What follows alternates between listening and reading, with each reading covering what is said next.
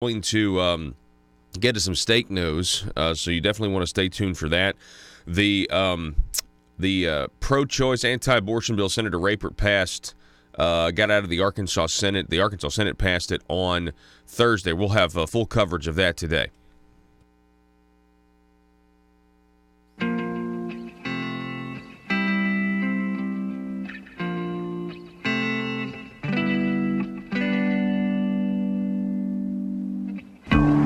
I think it's time we ask ourselves if we still know the freedoms that were intended for us by the Founding Fathers. They seem to be in full-scale retreat from spending cuts and are talking about raising people's taxes again. And I have only one thing to say to the tax increasers. Go ahead, make my day. If we lose freedom here, there's no place to escape to. This is the last stand on earth. Those who would trade our freedom for security have embarked on this downward course. Whether we believe in our capacity for self-government or whether we abandon the American Revolution and confess that a little intellectual elite in a far distant capital can plan our lives for us better than we can plan them ourselves. Conduit News Radio with Paul Harrell is on now. All right, ladies and gentlemen, welcome to the program. Happy Monday to everybody out there listening or watching. We really do appreciate it. Coming up on the program at the bottom of this hour, we're going to introduce you to Dr. Evan Argentar. Evan Argentar is a board-certified orthopedic surgeon. He's got advanced training in things like sports and upper extremity reconstruction. He is from Washington, D.C., and we're going to talk to him a little bit about the opioid crisis. You see, as an orthopedic surgeon, he knows a thing or two about opioids. You know what I mean? And the crisis, the opioid crisis. You know, I'd like to ask him a little bit about, the stuff that comes in across the southern border, fentanyl and all this other stuff that we're hearing about. I want to have him on talk a little bit about the opioids. And then at the bottom of the next hour, let's talk a little school choice. We'll be talking with Laurie Lee, who's been working on this here in Arkansas for a very long time on school choice. Of course, last week, I want to reference, we had Dr. Patrick Wolf on talking about school choice. This is something that in the 92nd General Assembly, there are a lot of people, just from what I'm hearing, there are a lot of people who've been working on school choice in Arkansas for a very long time that are scratching their heads. They're having such a hard time getting Republican support for it. And I'm just being honest with you. That's what I'm hearing. They're wondering, some of them, where's the outrage when it comes to some Republicans not wanting to support something that is clearly obvious, boldly in the platform of the Republican Party. Now, a lot of people, maybe they don't pay as much attention to that as they do to like tax cuts and limited government, those types of things. But school choice is a great idea. And we had Dr. Wolf on the other day to talk about that. So anyway, we got a great show for you. Let's kind of dive right in, though. Okay, man, this is ridiculous. We didn't cover this at all on Friday. We're gonna cover what happened in the Arkansas Senate coming up at 7 o'clock. The Arkansas Senate last week passing the bill that would outlaw abortion in Arkansas if Roe versus Wade is overturned. It passed out of the Public Health Committee on the Senate side on Wednesday, and then on Thursday. Then on Friday, it went before the full Arkansas Senate. No, hang on a second. It was Thursday. It went before the full Arkansas Senate, and it passed. But there was some interesting debate. I want to let you hear Senator Rapert again at 7. I also want to let you hear what the Democrats had to say, which is interesting. And it just goes to show you, I mean, when you look at, in 2017, 3,000 plus babies were killed in Arkansas. Senator Rapert made the point on Thursday, there are towns in Arkansas that don't even have that population size. So that's, we're going to be talking about that at 7. Okay, so we didn't cover this on Friday. The Alexandria Ocasio-Cortez, right? She comes out with this Green New Deal, and it has just crashed and burned. As a matter of fact, Alexandria Ocasio-Cortez, by the way, that is a name that Joe came up with. I'm going to give Joe credit for that because it's really good. Alexandria Ocasio-Cortez. There are people out there saying, one specific Wall Street Journal writer saying that essentially the Green New Deal looks like a Republican wrote it for as like a Democrat parody, as something to make fun of the Democrats. That's how ridiculous it is. Fox News reporting that the Wall Street Journal's Kimberly Strassel issued a blistering critique of the proposed Green New Deal, saying that the proposal reads like a parody of the Democratic Party done by Republicans.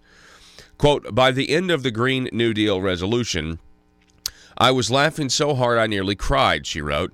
If a bunch of GOPers plotted to forge a fake Democratic bill showing how bonkers the party is, they could not have done a better job. It's beautiful. It's beautiful. So this is if you're just joining us or you're living under a rock for the last few days, Ocasio-Cortez, she wants to radically transform the country. It's really just a socialist manifesto is all this is. Socialist manifesto. Because think about this. She wants to transform the country because of carbon emissions, meaning we don't think we need to have air travel. So they want to make air travel now obsolete. They want you to just use trains. Oh, but high-speed rail. High-speed rail. They want the United States to rely completely on renewable energy with net zero emissions and guarantee economic security, even for people who are unwilling to work. Now, this has become a little bit of a controversy because it was on AOC's website that they wanted a guaranteed income for people who can't work or are unwilling to work. And then they changed that, and they're denying that it was ever there because I believe you can find this guy on Twitter and on YouTube. His name is Mark Dice. Mark Dice decided to post a few screenshots of the Green New Deal, but he edited it out. He edited and as satire, he put like, it was right there on the among the list, like, zero net carbon emissions, and then he had something else that said, we want to make planes obsolete and free massage chair. So, like, he just threw in free massage chair, and it to be funny, right? Well, so because he did that, then AOC on Twitter and I believe her spokesperson on Fox News claims that the other things, like unwilling to work, was also, somebody editing it to have fun. But that's not true because you can go to archive versions of her website and you can find the part on there that says they want a guaranteed income for people who can't work or are unwilling to work. This is, it has been a disaster. Back to Kimberly Strassel at the Wall Street Journal, Strassel pointed out that in order to live up to the proposal's promise of 100% of renewable energy, a space as big as the entire state of California would have to be dedicated solely to the facility's wind turbines and solar panels. Yes, that's true. The proposal's suggestion of putting charging stations, quote, everywhere, end quote, upgrading or replacing every building, and developing high-speed rail across every state may also hit a wall due to permitting laws. Strassel notes that the Green New Deal is far from just a proposal to curb emissions and create more environmental regulations. It's also about implementing radical left-wing measures. Quote, somehow government-run health care, family sustainable wages, paid leave, and affordable housing are also required for a clean economy, the writer wrote. I would love to understand this logic and imagine that wages will need to be to pay, imagines what wages will need to be to pay for $1 billion per kilowatt electricity. It really, you have to laugh at it. It's so insane. And, the president over the weekend tweeting that this is fantastic for the Democrats, that they need to continue to pursue this idea behind a Green New Deal. Why is the solution to man-made climate change always socialism? Why is there?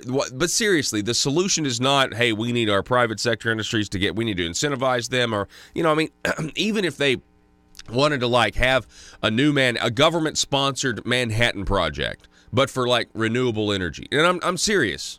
like, almost Kennedy-esque speech on man going to the moon.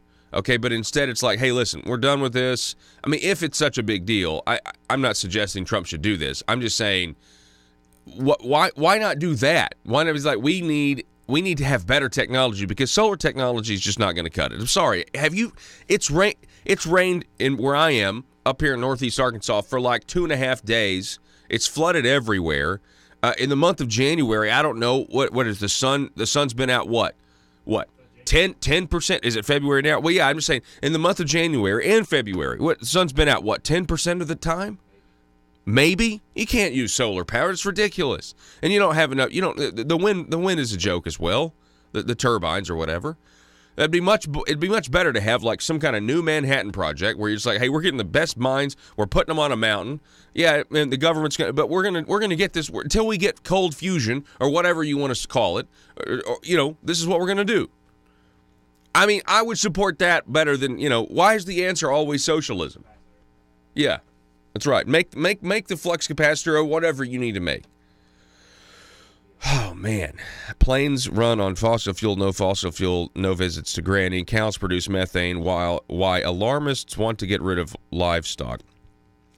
She can't do it fully in 10 years, but AOC is coming after your air, miles, and bacon. This is honestly about how Democrats should micromanage private life. That is exactly right. This is about socialism.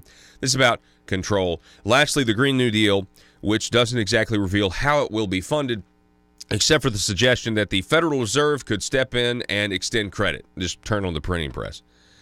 And how to pay for mass trillions in costs? Don't worry. Federal Reserve will just extend credit, and new public banks can be created to extend credit too. Because, like money is just paper, and how hard can it be to make some more of that stuff? Yeah, I'm telling you. Anyway, what district is that in New York that elected her? I'm telling you, it's just very much like sorority. Very much like it. Yeah. Joe is trying to. He's warning me not to generalize. We should have flash flood warned him. Joe's warning me not to generalize sorority girls. Okay. The telephone number 870-275-9799. If you would like to contribute to the conversation today. We're going to reset here, going to take a break. Log on right now to facebook.com/Conduit News and join the conversation today. We're going to introduce you to Dr. Evan Argentar coming up here at 6:33. Don't go anywhere, folks.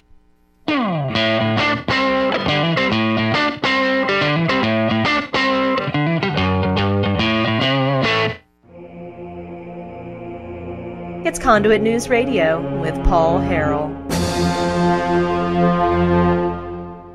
All right, ladies and gentlemen, welcome back. Good morning to everybody out there listening. We thank you so much for being with us today. Got a special treat for you on the line. We have the Arkansas Speaker of the House, Speaker Matthew Shepard. Speaker Shepard, thanks so much for joining us this morning. Thanks for having me, Paul. Glad to be with you. Yes, sir. Let me just start by saying, because I haven't talked to you since your speech that started the 92nd General Assembly. I really appreciated your speech. I really thought it struck a tone of humility and mission for the public good and the people of Arkansas. So thank you so much for that delivery. Well, thank you. It's always special when you get to address the House, and particularly on an occasion like that. And I really just tried to speak from the heart and just remind people that, we. Bob Maloney here with a developing story from ASA News, The Parrot. China is coming to Arkansas. We go live to the press conference where the Communist Chinese executive is addressing Arkansans for the first time. Let's listen into the translator. On behalf of the government of the People's Republic of China, we invite you to come and visit the newest named city in Arkansas, China, Delphia. We are very pleased to own an American city. Our communist government is proud to do business with the mediocre state of Arkansas. We are happy to take your money and your trees and send the profits back home. The Communist government of China was pleased to learn the taxpayers of Arkansas are excited to contribute their money with the hope if you build it, one day jobs will come. We are excited to take your fields of capitalism and turn them into fields of communism, where every Arkansan has nightly dreams of Mao. China is looking forward to our investment of $1 billion in what is now called Arkansas. We see this as an investment in our future, and that future will be called New Beijing. Chinese investment will make Arkansas a great place for jobs as the People's Republic of China will succeed where the Soviets failed. As we build our roots deep in Arkansas, we are thrilled with the potential new ideas and advancement we will share with our people back home. Soon we will have the world's largest runway in the South China Sea, and we thank Arkansas for contributing to our noble cause. In closing, once we make China great again, all of you will see the glory of the revolution of Mao. And Arkansas, whatever you do, please never call the FBI. Paul Harrell, Parody.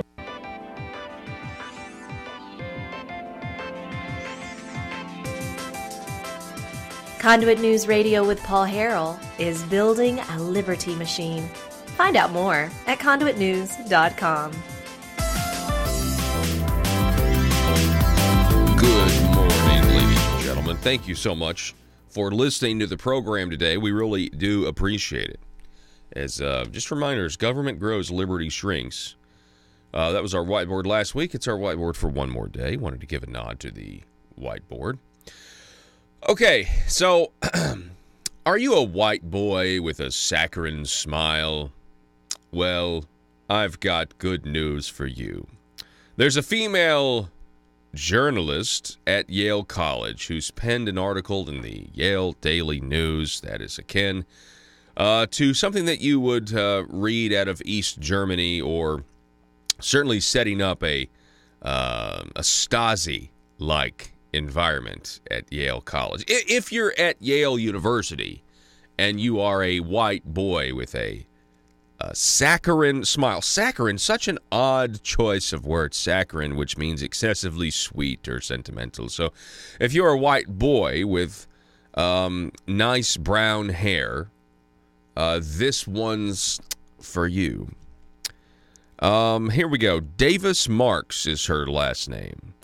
Everyone knows a white boy with shiny brown hair and a saccharine smile that conceals his great ambitions. He could be in Grand Strategy or in Yale Political Union. Maybe he's the editor-in-chief of the news. He takes his classes, he networks, and when it comes time for graduation, he wins all the awards. One day I'll turn on the television, or who knows, maybe televisions will be obsolete by this point, and I'll see him sitting down for his Senate confirmation hearing. Yes, he'll be a bit older, with tiny wrinkles sprouting at the corners of his eyes and a couple of gray hairs jutting out the top of his widow's peak, but that smile, that characteristic saccharine smile, will remain the same.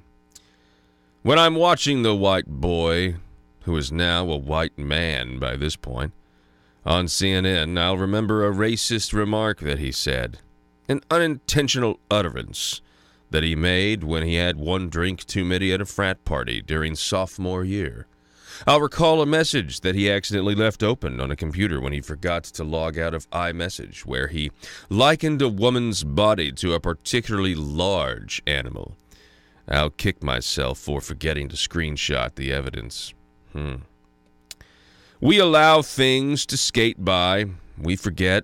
We say, no, he couldn't have done that. Or we say, but he's so nice. No questions are asked when our friends accept job offers from companies that manufacture weapons or contribute to gentrification in cities. We merely smile at them and wave as we walk across our residential college courtyards and do nothing. 30 years later, we kick ourselves when it's too late. But I can't do that anymore. I can't let things slip by. I'm watching you, white boy, and this time I'm taking the screenshot. So that's a fantastic environment there for boys at Yale. White boys with brown hair at Yale. Better watch out because everyone's going to be essentially watching you, screenshotting you, recording everything you say. Just be careful. These people are honestly, I mean, they're they really are totalitarians. They are totalitarians. It's insane. Anyway, I thought I would share that with you. That's actually via the quote there's from the Yale, but this Zero Hedge article was from Monica Showalter over at the American Thinker. I just had to share it with you. This was kind of the highlight of my weekend when I thought about this. But anyway, this is what we're going to start seeing this more and more. Now, obviously, what is this woman referring to? This really, really miserable woman. And I say that saying, like, can you imagine living your life being just so prejudiced that you're looking at a man just because he's white and you're thinking to yourself, I bet this guy is so racist, and I bet that one day this guy's going to be successful, and you know what, I'm going to go ahead and start laying the traps and encourage all my friends to lay the traps, so 30 years down the road, we've got him. Not to mention, here's the thing, no one has a clue. What's politically correct now may not be politically correct 30 years from now because the opinions and whims of this country change because we are capricious and we are just, we are, what I say, we're just like, we're just dim, just as human beings, and we'll literally completely contradict ourselves from one moment to the next, let alone 30 years. If you are a young white male and you are listening to this program, and you go to Yale, if another student records you, that is unlawful. Oh, it is, really? Connecticut is one of the two-party consent states. Well, there you go. They have to have your consent to record you. If they do record you and you do not give them consent, it is unlawful. I'm sure that'll play real well in the, in the future Kavanaugh hearing. That they're all, hey, that was illegal. You shouldn't have recorded me. But you're right, Joe. They are a two-party consent state. Now, this woman though is writing this because of Kavanaugh. Like, I guess the Kavanaugh confirmation was like, essentially just her moment of clarity. It's like she'll always remember where she was when they did what they did to Brett Kavanaugh. Well, that's what. But see, she doesn't think anything bad was done to Kavanaugh. She thinks Kavanaugh did it and got away with it. That's what she thinks. The number is 870-275-9799. That's 870-275-9799. If you want to call or text, feel free. Feel free. Hey, and here's some state news I want to throw at you. Now, this is a big deal. Now, Arkansas is not a union state, right? We're a right-to-work state. But from what I can tell, based on this bill, there are some, there is a way for states, taxpayer dollars, to go to fund membership in certain educational organizations. State Representative John Eubanks, who's bringing the heat this session, really, I mean, with his deregulation of optometry or increase the scope of practice bill, and then he's got this bill, House Bill 1412. An act concerning teachers or classified employees' educational professional organization to prohibit a public school district from using public funds to pay a teacher's or classified employees' membership dues in an educational professional organization. Meaning, if these teachers want to be a member, they can pay the dues themselves. So this bill is, I feel like, fantastic. They want to amend the code to read as follows: deduction for professional membership dues, prohibition on use of public funds. So they just don't want public funds to go to do this. You know the biggest force of lobbying in Arkansas. You know the biggest lobbying force in Arkansas, you know what it is? Government. Government itself. People who work for government have their own lobbying organizations, whether it's the Association of the Counties, the Municipal League, the Arkansas Educational Institute, or Arkansas Educational, whatever they call. Anyway, the point is, it's like the biggest, special interests are down there that represent private industry for sure, but it's government lobbying to protect government, mostly.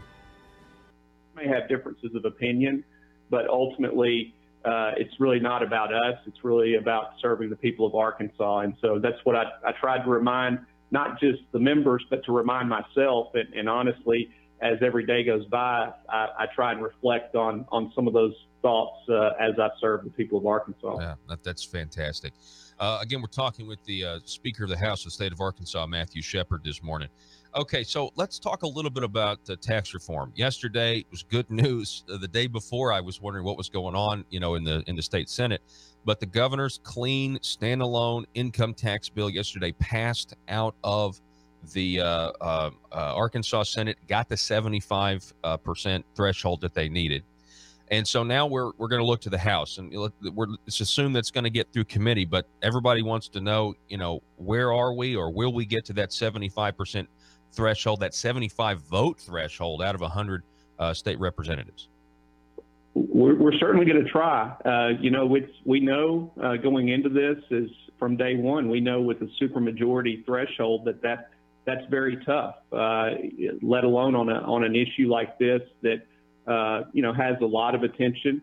I think we've got a great opportunity. There's clearly more work that needs to be done. And so now that it's out of the Senate and we have the bill here, over the next few days, that's going to be a top priority for me, is visiting with my fellow House colleagues and discussing the bill and understanding, if anybody has objections, what are those objections? I feel like that the vast majority, when we've talked about this, and I've already had a number of conversations on this, so I think when I think we can make the case as to why this is the right thing to do. But we also have members that, it may not be so much about the tax cut. They want to know, what are we going to do on highways, or what are we going to do, what are we doing with regard to education? So as you know, so many times these issues can become somewhat interrelated, and we're going to work very hard to see this thing through. It's funny you mentioned that, because that's exactly what, according to Talk Business and Politics, they reported that one of the reasons Senator Bill Sample didn't vote the first time, and he also wasn't there yesterday, was because he was trying to get something on highways. And I've heard this from a few people around the Capitol, that the legislature, the individual members, they seem to be negotiating a lot more than maybe, say, past sessions. Would you agree with that? I'm not aware of course, it's just now to the House, and I'm not aware of any kind of deals that have been struck on this bill. And what I've told my members is that, we want to vote it up or down on the merits of the bill. I'm very interested in highways, and that's something that I'm certainly working towards some type of legislation that can make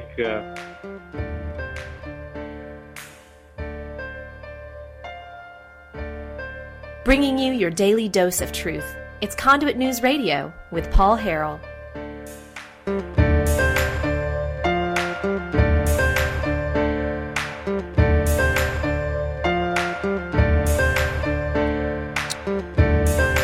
Welcome back, ladies and gentlemen. Thanks so much for being with us today. The telephone number, 870-275-9799, if you want to contribute to the conversation. I've got this headline here from CBS News. When was the date on this? This is back in the middle of January. But did you know that it's now being reported that Americans are more likely to die from opioid overdoses than a car accident? I want you to think about that for a second. You're more likely to die from an opioid overdose than a car accident. That's a pretty big deal. Joining us now, I want to introduce you to talk more about this. We have Dr. Evan Argentar. He is a board-certified orthopedic surgeon with advanced training in sports and upper extremity reconstruction. And he's from MedStar Washington Hospital Center in Washington, D.C. Dr. Argentar, thanks for coming on the program this morning, sir. Good morning. Thanks for having me. Yes, sir. So just tell us a little bit about, this opioid epidemic that we're facing. You, as an orthopedic surgeon, I'm sure, after surgery, people are in pain and they want some medicine to get rid of that pain. So where does opioids come into it with you? Well, just about every patient who gets surgery has pain, and opioids or narcotics are one of many different types of medicines that we routinely give patients. Once upon a time, there was a much bigger emphasis on pain control for physicians, and so we generally, as a group, were a little bit unaware of the risks, and we prescribed it too much. Now, these days, fortunately, there's a lot more awareness of this type of problem, and so certain doctors, including me, as someone who prescribes narcotics, using a lot of multimodal pain management techniques that minimize the amount of narcotics that I give patients afterwards. Okay, so what's the solution here? I mean, you think people are over prescribing opioids at this point? Absolutely. So I think the solution is to have awareness beforehand. In my practice, I talk to patients about expectations, about how long they should need narcotics, about how much narcotics I'll give them. The other way to minimize the amount of narcotics I give people is to incorporate other types of pain medicines that don't have the potential addictive side effects and the side effects of constipation and nausea that are inherent with the narcotic medications. So, I mean, I think about my own experience with these types of drugs. I guess I was prescribed them once when I was, I had my wisdom teeth taken out a long time ago, back when I was in high school. Used them, and then stopped using them. And then I had a kidney stone a few years back, needed them very, very much that I need them then. But I guess when I was in severe pain, I never really I felt any sort of euphoria or anything like that because I was in such severe pain. You know what I mean? Yeah, some people don't get the euphoria. I mean, narcotics do work as a pain medicine. They just have to be used under close supervision. A lot of people who become addicts will even cite simple surgery, often even an orthopedic surgery, as the first time that they were introduced to medication. So as a provider, I think we need to be very responsible and on top of monitoring how much we're giving people, because when you're in a busy practice, there's certainly opportunities where some people in some prescription, sort of get lost in the way. So we just have to be very consistent with the amount of medicines we're giving people. Well, and there's no question. I mean, it's destroying people's lives. These drugs are destroying people's lives. Now, here in Arkansas, and really other places, because we have more regulations trying to limit the prescribing of these drugs, sometimes people are turning to heroin. And there's actually a big heroin epidemic that I think's springing up. We have some hepatitis outbreaks in our local restaurants, and I think that's because no one wants to admit that it's because of heroin, but I think it is. I have a source in the health department that says that it is. Well, the same medication that's addictive in the postoperative narcotics that doctors prescribe is the identical addictive medicine that's in heroin. Yeah, so it's essentially the same thing. It's like one's synthetic and one's not, right? Yeah, and then the other issue is that a lot of the medicines we prescribe, we believe, are probably not taken by the patients we administer them to or prescribe them to. A lot of people end up selling them to some of these individuals who get that addiction and desperately need the narcotic or go on to heroin or something like that. What is the where does fentanyl come in all of this? I mean, there's a lot of talk, especially with surrounding the idea of border security, that this drug is extremely dangerous. Well, it is dangerous, but it's just a different packaging of narcotic. Again, the same medicine in morphine and Percocet and Dilaudid and oxycodone. It's just how it's administered, how is it used, and how is it abused. Fentanyl, when used appropriately, is a very short-acting pain medicine, so it works second to second, minute to minute, and so it's used in hospital settings frequently to control very acute elevations of pain. In my practice, for example, I don't prescribe fentanyl. The narcotic pain medications that I typically prescribe would be something like Percocet or oxycodone, and then I'll transition people to something called tramadol, which is a synthetic narcotic, and then I'm very quick to just transition them to Tylenol and Celebrex and some of these other pain medicines that don't have the addictive qualities. Let me ask you this. Okay, as far as pain management goes, here in Arkansas, which we're on, several stations here in the state as well as broadcasting online, what about marijuana? And when I say that is we recently legalized medical marijuana. Dispensaries are going to open here in a couple of months. What are your thoughts on that, Doctor?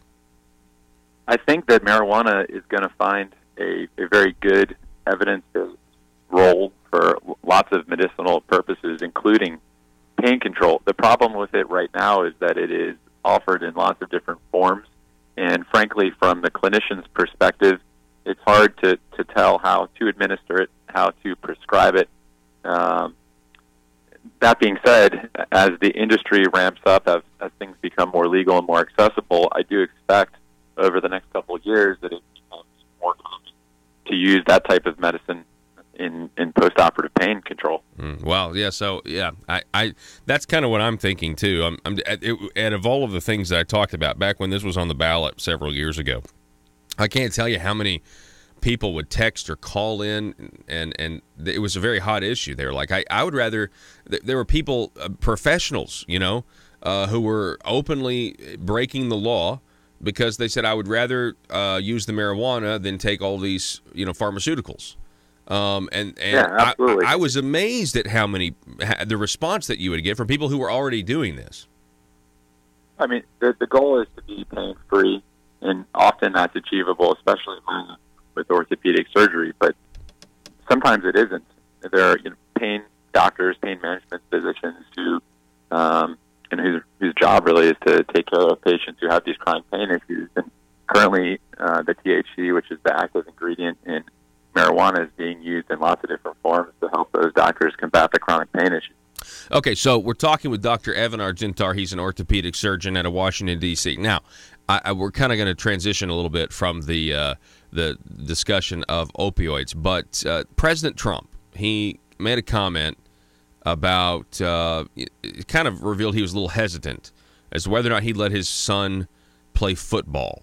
So what about you, Dr. Argentar? As an orthopedic surgeon, would you let your son or your kids play football? That's a great question, and that's a complicated question. I mean, certainly that sport has some risks that are specific to it that don't exist, with other sports. I'm a former lacrosse player once upon a time, which also is sort of a high-impact sport, maybe not quite to the degree of football.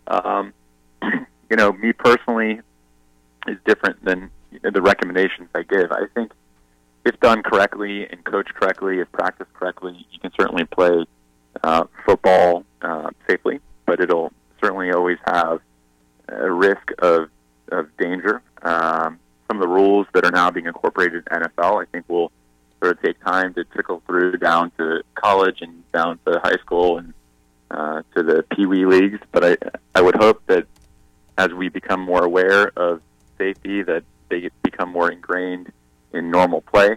Me personally, would I encourage my child to not play football? Yep, probably. I mean, I would love for them to play things that don't have extra layers of danger, but I do believe that the sport can be played safely, and I think that as the rules change, and probably as innovation with safety, whether it is helmet or innovations in helmets or padding or other things, will probably help to support that sport and allow it to survive as we're becoming more aware of head injury and all the other injuries that occur with football. So, speaking of football, we've got Patriots quarterback Tom Brady. He, winning, what is his sixth Super Bowl or something like that. He's 41 years old. I mean, is that surprise you as an orthopedic surgeon that he's able to still compete at the level that he's competing at 41? I mean, it surprises me. 41, from the standpoint of a football player, is certainly older than you would expect to be operating at that high level of performance. He prescribes to a real strict regimen of nutrition, and I will say I'm not a nutritionist, but and you don't want to apply his success and tell everyone in the NFL and otherwise to focus on avocados and all the other nutritional elements and supplements that he routinely does. But there are always going to be outliers They're going to be people who function very highly for a lot longer. It's probably a product of his genetics as well as, luck, meaning that he was in a good system and didn't get injuries, at least later in his career, and had success. And really, some of the rule changes are very supportive of longevity for NFL quarterback careers. As once upon a time, it was much easier to get slammed helmet to helmet, thrown down on the ground. As they are more aware of safety, they've been, sort of hyper-aware, so to speak, about calling those penalties, and that's been protected from that position. Wow. Dr. Evan Argentar, we really appreciate you coming on and talking to us this morning, specifically about this opioid crisis, because something has got to be done. It's like we were talking about earlier. It's ruining people's lives, and doctors need to know to, I guess, prescribe it less. But then again, you've got people out there that are in pain, and so it is definitely a complicated situation. I'll give you the last word. Well, it's a delicate balance. I think that the movement of awareness and education has already started. There are lots of different medicines that can comfortably control pain after surgery. Narcotics is one of them, but as long as you're willing to incorporate other like strong anti-inflammatories, Tylenol, nerve blocks, at least on the orthopedic side of things, I think we can get a good balance of pain control after surgery with minimizing the exposure of all of this dangerous medicine. Yeah. Dr. Evan Argentar, we appreciate it, sir. Thank you so much. You have a great day. Thanks for having me. All righty. Folks, we're going to take a break, going to reset here, and we will be back here in just a moment. Don't go anywhere. Russellville-based firearms manufacturer Omega are making clones of the most notable German firearms in the world. These delayed rotor-lock firearms have been and are currently used by law enforcement and military worldwide. At Omega, they manufacture their guns right here in Arkansas and produce the best reproduction in the marketplace that comes with a complete 5-year warranty. At Omega, they take firearm manufacturing seriously and offer discounts to active and retired law enforcement. Whether you're using Omega firearms to defend the public, defend your family, or for target practice, Omega has your back. For pricing, go to omega-guns.com. That's omega-guns.com. Are you a conservative-minded young person and want to let the world know about it? Are you tired of rolling your eyes as your professor regurgitates progressive, PC, neo-Marxist nonsense? Then you should interview on Conduit News Radio's Young Conservative segment and tell us about why you believe the way you do. Tell us how you came to be a conservative and what are your views on government. Now, if you're worried that your neo-Marxist professor may also be a right-wing talk radio listening masochist, then names can be changed to protect the innocent. It's the Conduit News Radio Conservative Future segment. To be interviewed, call 870-275-9799. That's 870-275-9799. If you're like me, you believe that small business is the heart of Arkansas's economic engine, and it should be viewed that way by the politicians in Little Rock. Conduit for Commerce also believes, like you and I believe, policies that achieve less regulation and lower taxation help small business in Arkansas thrive. Other policies like small, constitutionally consistent government and reducing citizen dependency on government keeps it from growing and expanding its influence on our daily lives. Conduit for Commerce works every day to educate the general public and legislators on these important priorities in the name of Arkansas small business. By the way, contributions to Conduit for Commerce are tax deductible. Log on now to conduitforcommerce.org and click on Contact Us on the right side of the page. That's conduitforcommerce.org. Go there now and learn the facts on protecting small business in Arkansas. When you need tough weed control in your fields, Valent has the products you want to get the most out of each field next season. For the ultimate protection in your soybean fields, new Fierce MTZ herbicide gives up to 8 weeks of control of the toughest weeds in an easy-to-use liquid formulation. And for rice growers, there's Regiment herbicide and Bolero rice herbicide. Regiment controls yield-robbing broadleaf, aquatic, and grass weeds in rice. And if you need Sprangletop control, Bolero rice herbicide is a great addition to your weed control program. Whether you need to control tough weeds in your soybean or rice fields next season, Mike Morris at Valent is here to help. Hi, I'm Mike Morris, your local Valent representative. Call me today, and together we'll protect your soybean and rice fields from tough weeds. Call me at 870-208-5960. Let me ask you this. Are you getting any questions from members about what the tax burden, the overall tax burden on the people of Arkansas will be at the end? Because like you said, it's a great Determined tax cut to bill, drain this the income swamp tax bill in Little Rock. that the governor's put It's forward, bringing it Conduit from News 6.9 to Radio 5.9. with Paul Harrell. But then we do have Highland, and we do have other individuals. Are you a brown-haired... Hang on, I got to say this. Are you a brown-haired white boy with a saccharine smile? You should just go ahead and kill yourself so we don't have to 30 years from now when you're at your Senate confirmation hearing. I'm just joking. This is exactly what the Yale newspaper, what's her last name? Davis Marks. This is what she writes.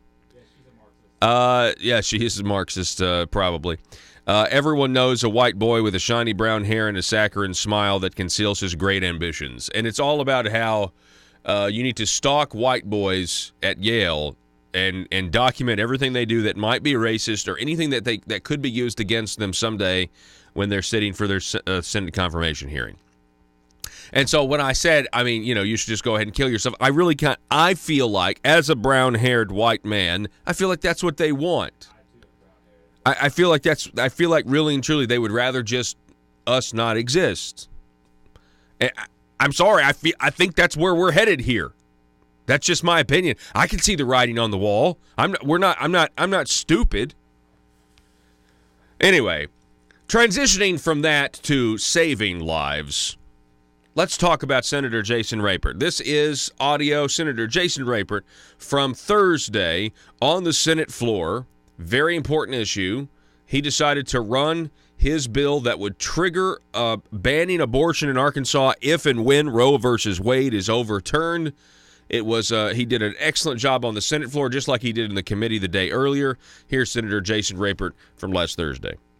Arkansas has a long history of legislation. We have a constitutional amendment that advocates for the protection of unborn human babies. And the only thing that has prevented Arkansas from banning abortions altogether is the Roe v. Wade decision of 1973, which is often cited by federal courts when they strike down pro-life legislation around the country. Legal scholars now believe that with new judges being added to the United States Supreme Court, there is a very good chance that Roe v. Wade will soon be overturned and the authority of states to regulate and prohibit abortion in their own state will be restored. SB 149 is what is being termed a trigger law, meaning that when and if Roe v. Wade is overturned, that the authority to regulate abortion would be returned and restored to the individual states, or if a constitutional amendment actually were passed that protected life or restored to the states that authority doing the same, then Arkansas would immediately prohibit abortion in our state except when necessary to save the life of a mother in a medical emergency.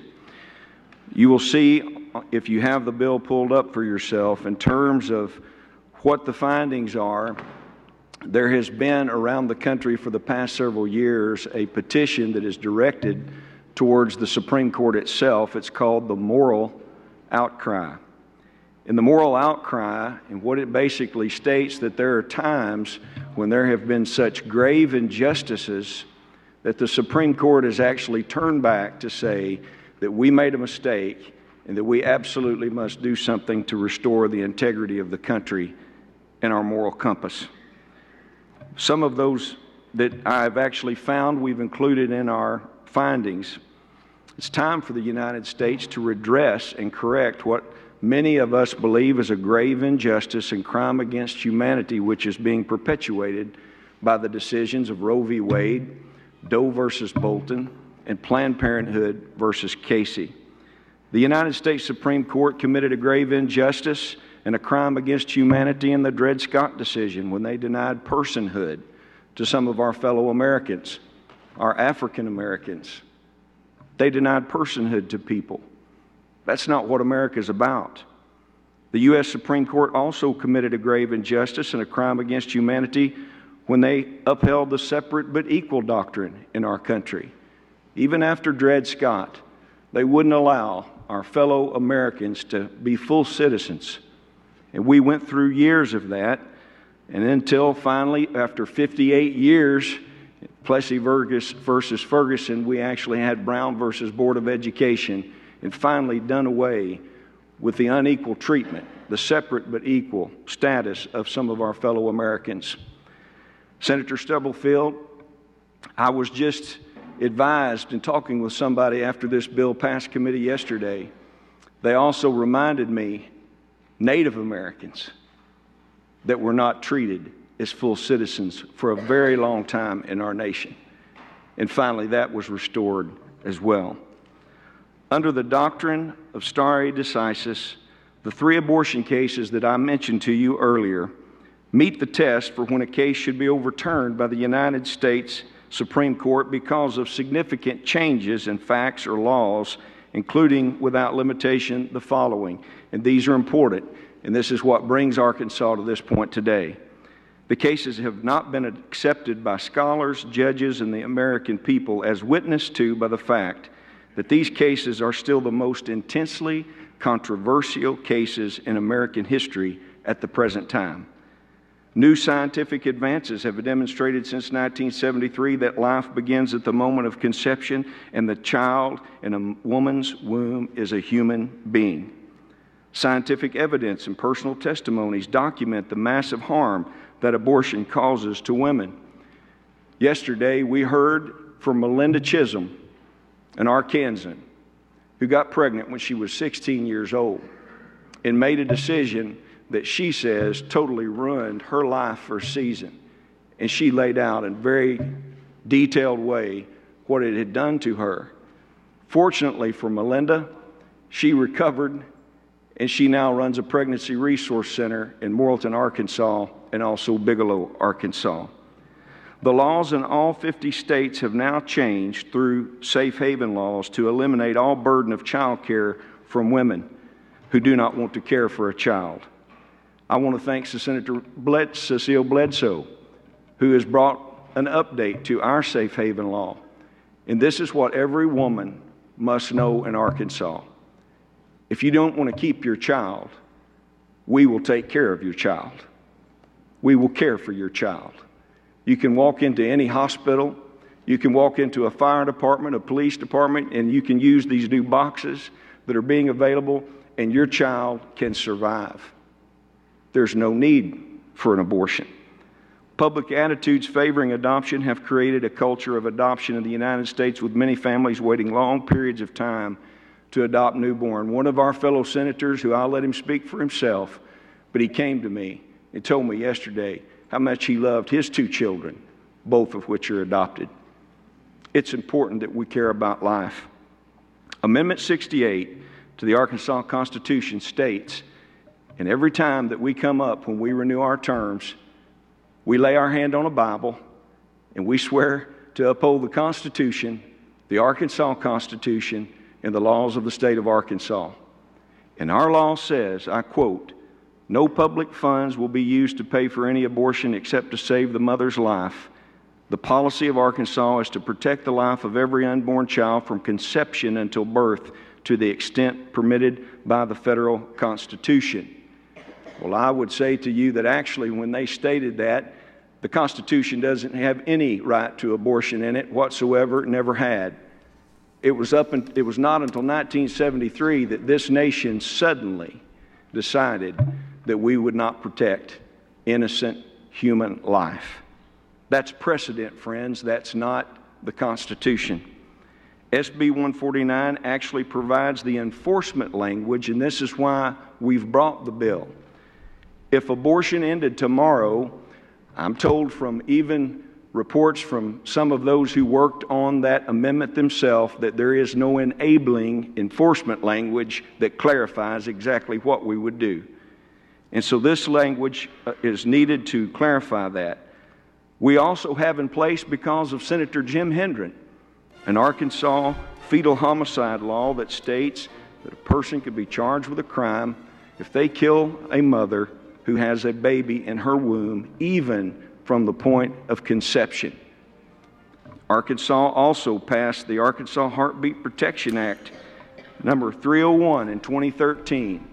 When it passed, this legislation... Stop right there. We're going to pick right back up where we left off. We're going to get to what the Democrats had to say about this. Senator Jason Rapert speaking truth about what the Constitution says, the rights it protects, and the rights it doesn't protect, more importantly. We'll be right back with more. This is Conduit News Radio. I'm Paul Harrell, back in just a moment.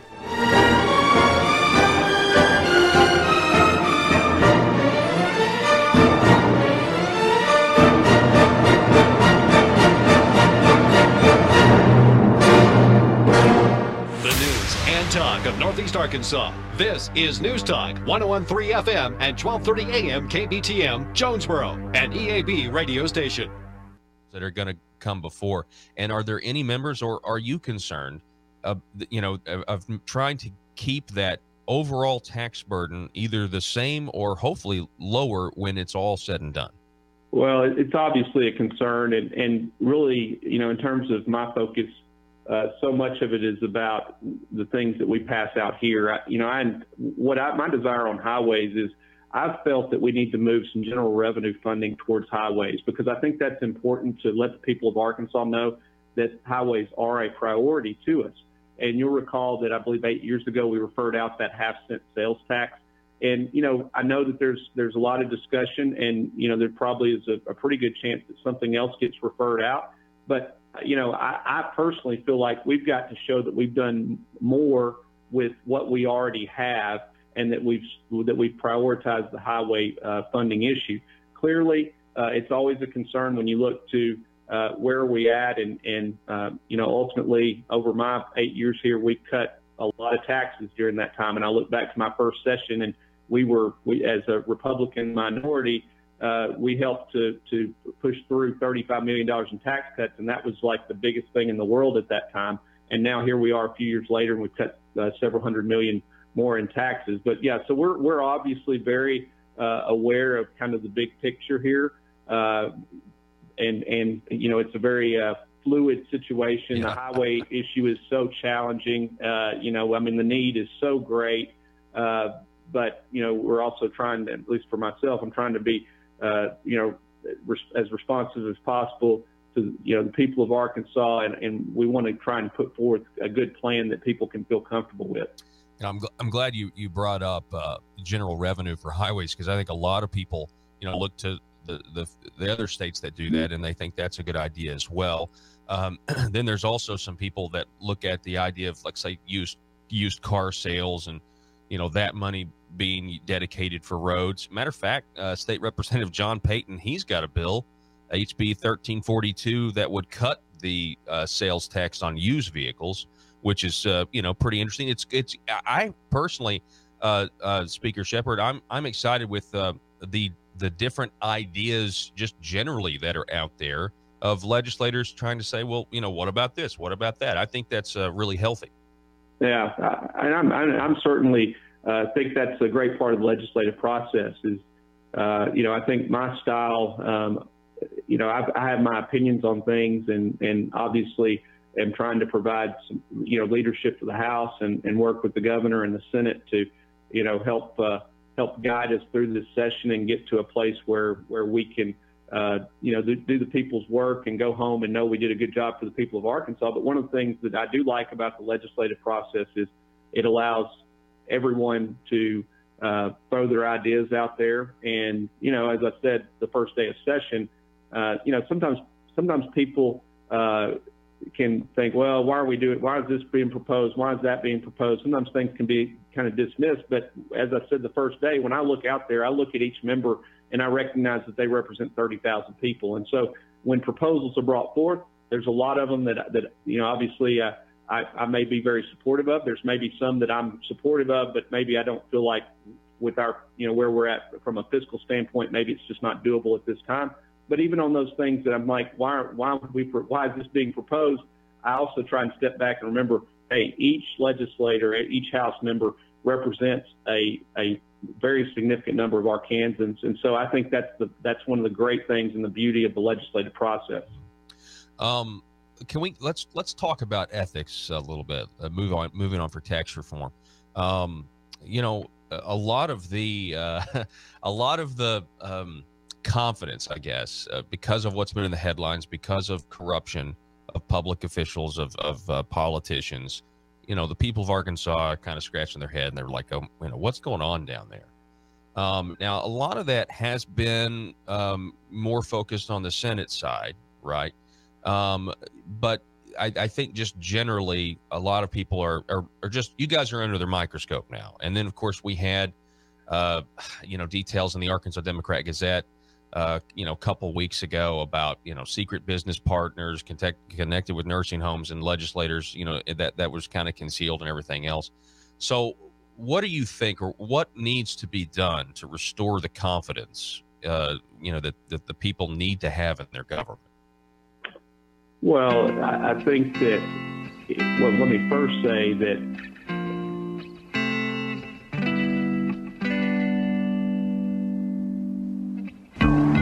I think it's time we ask ourselves if we still know the freedoms that were intended for us by the Founding Fathers. They seem to be in full-scale retreat from spending cuts and are talking about raising people's taxes again. And I have only one thing to say to the tax increasers. Go ahead, make my day. If we lose freedom here, there's no place to escape to. This is the last stand on earth. Those who would trade our freedom for security have embarked on this downward course. Whether we believe in our capacity for self-government or whether we abandon the American Revolution and confess that a little intellectual elite in a far distant capital can plan our lives for us better than we can plan them ourselves. Conduit News Radio with Paul Harrell is on now. It's like a picture-in-picture. Okay, welcome to the program, folks. Hour number 2. Happy Monday to you out there. Hope you have a great week. Hope it's a very prosperous one for you. A few headlines. We're going to get right back to Senator Jason Rapert from Thursday, where he was running his bill that would ban abortion if Roe versus Wade is overturned. It would ban abortion here in Arkansas, except for the life of the mother. Before we do that, though, a couple of things. You're starting to see headlines from the press that say that people are upset with their income tax refunds. They're mad at Trump, blah, blah, blah, because the tax cuts, this is the first time people are filing under the new tax system, the new tax relief, and they're getting less refunds than they thought because of the withholding structure changing and everything else. And they're really mad, and this is going to be really bad for Trump. Folks, you'll have to excuse me if I don't believe a word of it. I don't believe it. Folks, if there's even the slightest bit of animosity or skepticism, the media is going to report it as if 95% of the country feels that way. I hear the complete opposite. I hear from tax filers who are pleasantly surprised, especially those who are job creators, those who are wanting to take their money and invest it other places. And I got a feeling when the affluent realize, maybe even some affluent people that didn't vote for Trump, when they realize just how good this is, it's going to be an easy decision when it comes to 2020. But that's just my opinion. We'll wait and see. But, folks, they are desperate. Any accomplishment of this president, they want to thwart and diminish. The president is going to be speaking at El Paso today, where he said that used to be one of the worst places in as far as illegal immigration in the nation. They put up walls, and now it's one of the safest cities in America. He said this in the State of the Union last week. So that'll be very interesting to see where we go from there. The government shutdown is coming, I guess, sooner rather than later, it looks like. Will the president declare a national emergency? Will he not even go with that route. You know, to declare national emergency is under a 1976 law. It could be that he just uses the military in some other capacity.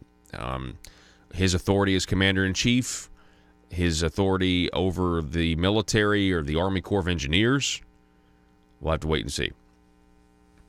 In Arkansas news, I'm going to read you this first. This is a quote from the Arkansas Democrat-Gazette, but I'm going to read you the last paragraph first about a company in northwest Arkansas called Nanomech. Between 2008 and 2010, Nanomech was awarded $2.8 million in equity investment tax credits. In 2010, it received $140,000 from the Economic Infrastructure Fund. The company obtained $5 million from the Governor's Quick Action Closing Fund, with a total net of $3.4 million after repayment in 2013, and $1.6 million in grants from the Quick Action Closing Fund to Arkansas's venture capital investment to Nanomech in 2014. Scrolling to the top of this article by John Maxim. Headline, $8.9 million owed to lender, suit says. Nanotech said to be in default. A New York investment firm is suing Springdale's Nanomech, contending the technology company owes it $8.9 million in notes, interest, and fees. Folks, this is not economic development. People still think it is, but I'm just pointing out that I don't believe this is developing our economy. You might enjoy the blurring of the line between taxpayer money and private money, corporate welfare. You may think that we have to have corporate welfare in order for jobs to exist. I personally do not believe this. There are two different opinions on this. And I just don't believe that these investments yield the results that they promise. They do give you really good headlines. And then you get a headline like this every so often that nobody really ever uses to moderate behavior. Now, what I mean by this is you should take a headline like this and we should do things differently in the future. Just my 2 cents. Folks, on Thursday, Senator Jason Rapert ran his bill that would outlaw abortion in Arkansas if Roe v. Wade is overturned. We listened to the beginning of his speech before the Senate towards the end of the last hour. Let's pick up where we left off, and let's get to some of the Democrat questions here. Senator Jason Rapert from Thursday. You're going to want to hear this. Legislature, it became the strongest pro-life bill to pass a legislature in the country at the time. And I want you to know that you led the way. Then we had other states. Louisiana, I'm told, is about to pass the same bill as well. Unfortunately, that bill got struck down in part. And many times it said that they struck down our bill, but actually they only struck down the 12-week ban. And this is where I want to share with you my heart on something. I have been ridiculed, and many of you have at times, for standing up for the life of unborn children. But about 2 years ago in Conway, Arkansas, after I finished having a meal with my family, I saw a lady hurriedly pushing a stroller across the floor of that restaurant. I stopped like any of you would do, and I thought she just wanted to talk to me. She said, "Senator, I've been wanting to see you. I want to introduce you to Duncan." So I looked down and see this little guy about 6 months old with a bow tie on, sucking on a pacifier. I said, "Hey, he's a cute little guy." And she caught my eye again, leaned in, and she said, "Duncan is alive because of your heartbeat bill." I could hardly speak. I told her, I said, "Ma'am, I believe the Bible says give credit where credit's due." I said, actually, the members of the Arkansas legislature not only passed that bill, they overrode a veto, and they made sure it became law, and that's your bill.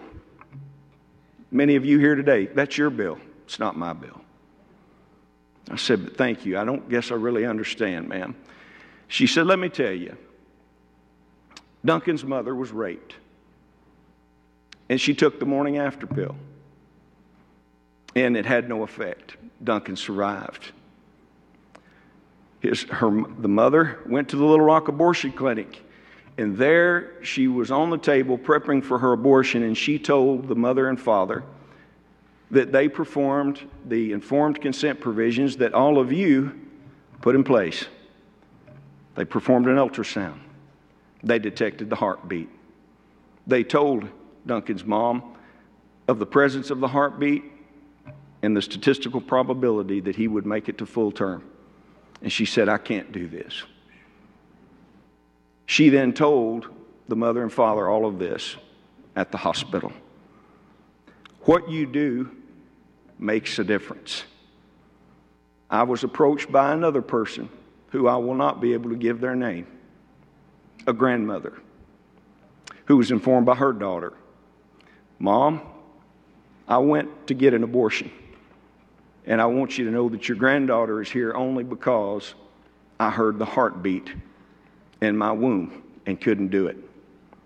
4 other states currently have in place legislation that would ban abortion in their states if and when Roe v. Wade is overturned. North Dakota, South Dakota, Mississippi, and Louisiana. In addition to Arkansas, which is considering it now, I'm told that South Carolina is now looking to do the same also in their state. This trigger law is also being used by states to expand their abortion rights, and this is why it's important that Arkansas put in place what needs to be done if Roe ever is overturned.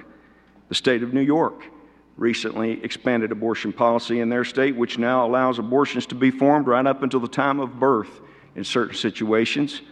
And one of the stated reasons, actually in the news reports, that New York took this step was the anticipation of a possible overturned decision of Roe v. Wade by the Supreme Court in the future.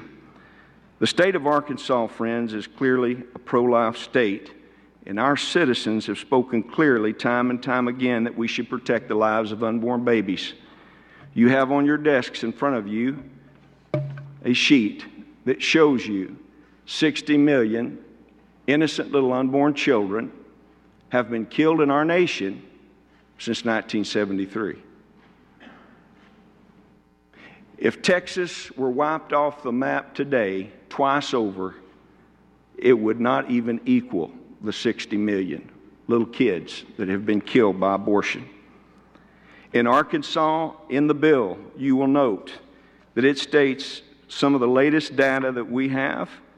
It states that 3,249 little babies were taken in 2017. Many of our towns in Arkansas do not have a population the size of 3,200 people. This bill states it's the intent of the subchapter of this bill to ensure that abortion in Arkansas is abolished and protects the lives of unborn children.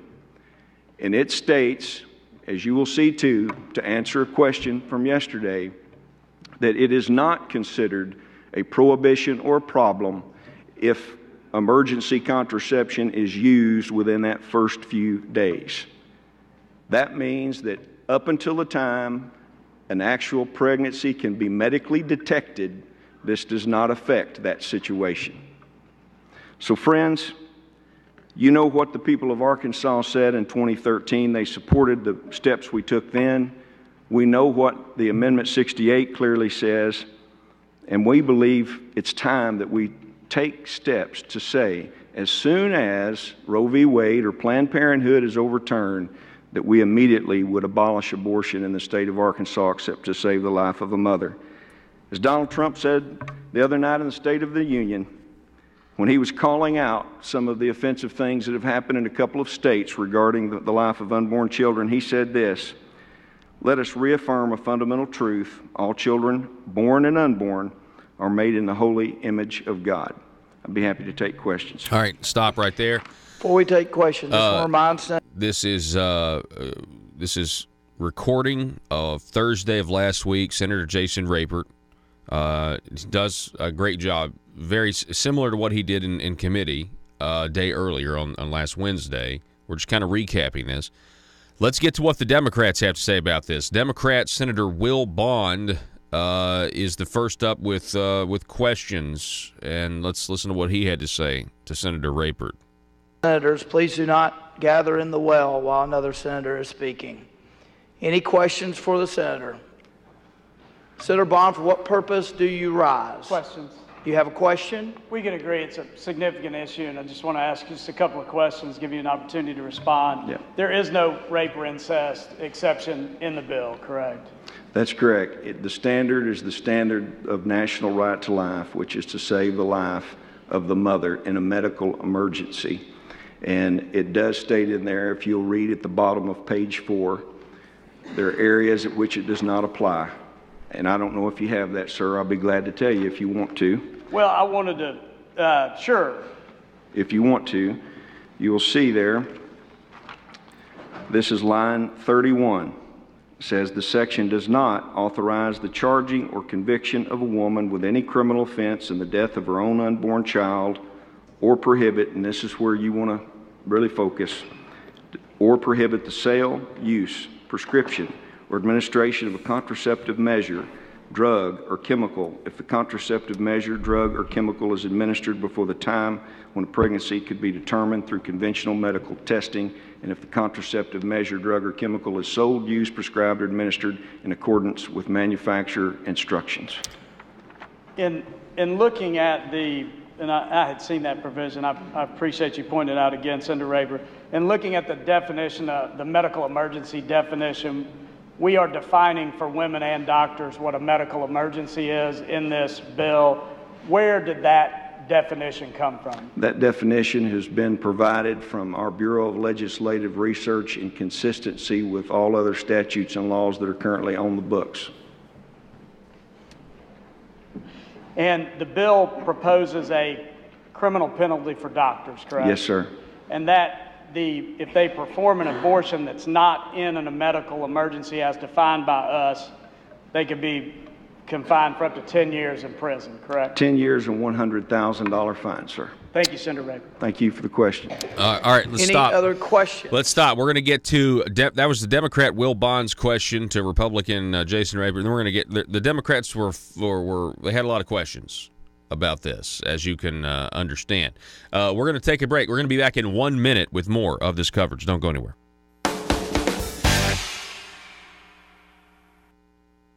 A lot of that has been more focused on the Senate side, right?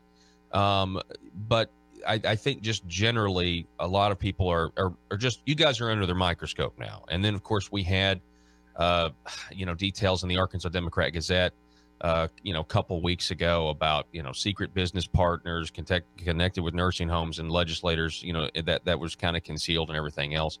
So what do you think, or what needs to be done to restore the confidence, that the people need to have in their government? Well, I think that, let me first say that I think the people that are serving here in the House and the Senate, they, I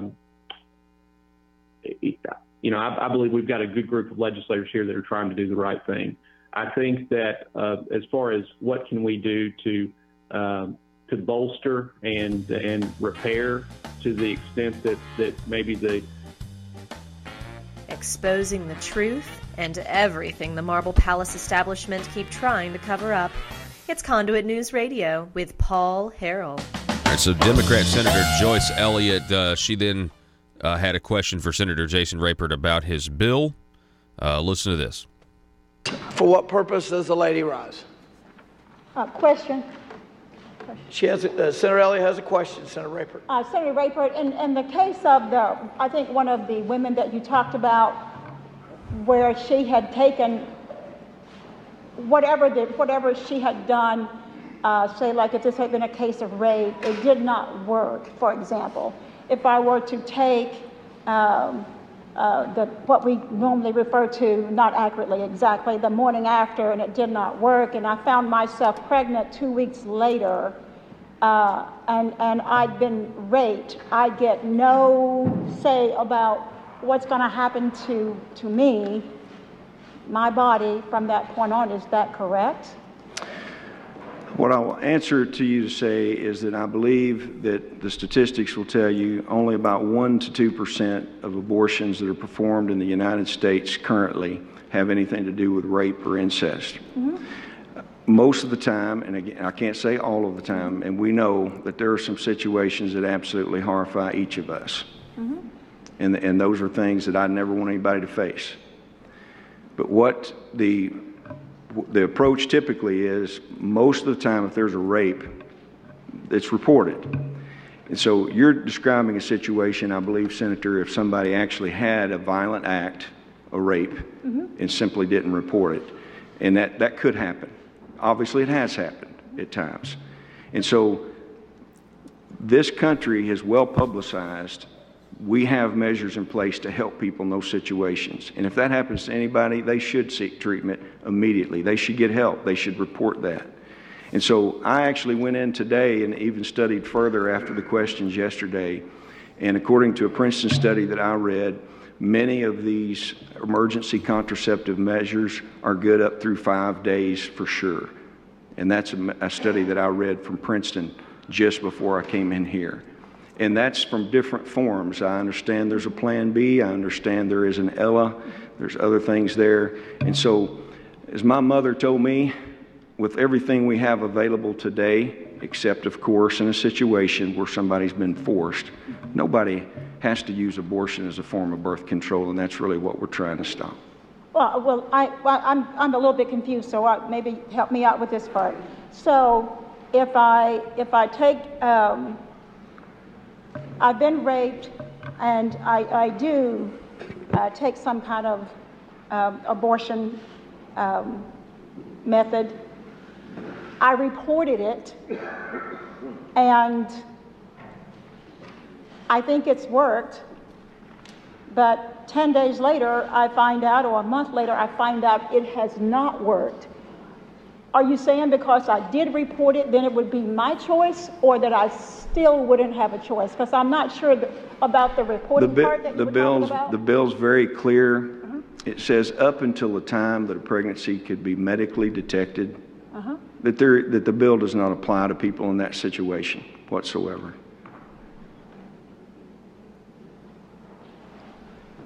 Well, clarify for me then when it is my choice, because I'm not I'm then what is my choice, ma'am?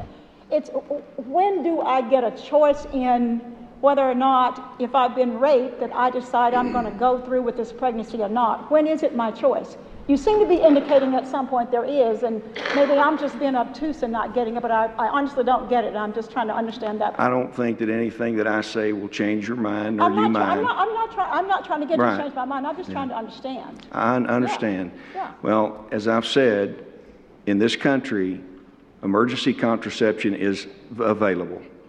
People are being educated about it, should continue to be educated about it. There simply is no reason to use abortion as a form of birth control in this nation to take the innocent life of another human being.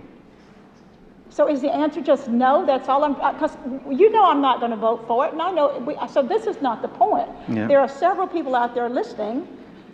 They're going to ask me questions. They probably have questions now.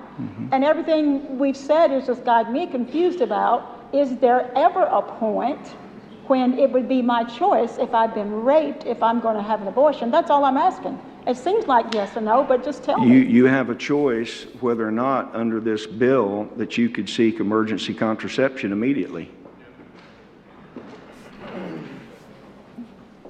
Why can't you answer my question?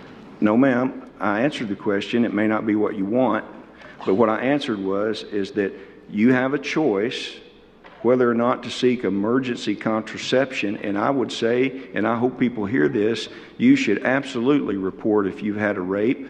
You should absolutely report if you've been forced into a sexual act that you did not want to have. And you absolutely should seek treatment for that.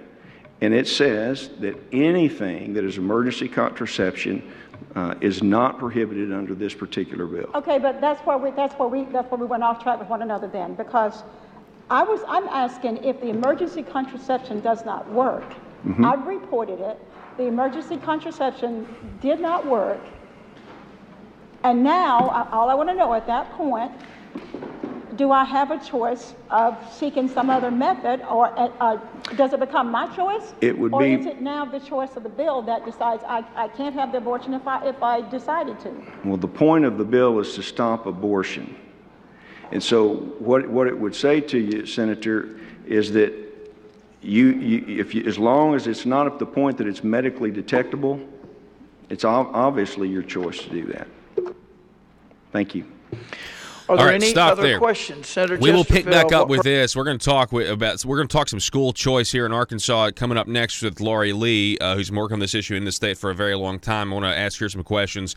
We'll pick back up with this. Get some more Democrat questions for Senator Raper. This happened last Thursday. The bill did pass the Arkansas Senate. It's now going to go to the House. This would end Arkansas.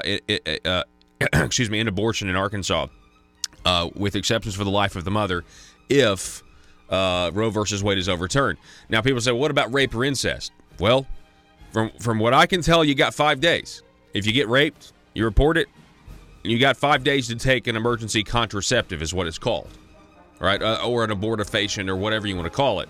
That's still available to go get treated at a hospital. Well, what happens if I take the contraceptive and I still get pregnant and it doesn't work? Well, that's a terrible situation. That's a terrible situation. And you know what also is a terrible situation? 3,200 children in Arkansas were killed in 2017. That's a terrible situation. So we have two terrible situations here.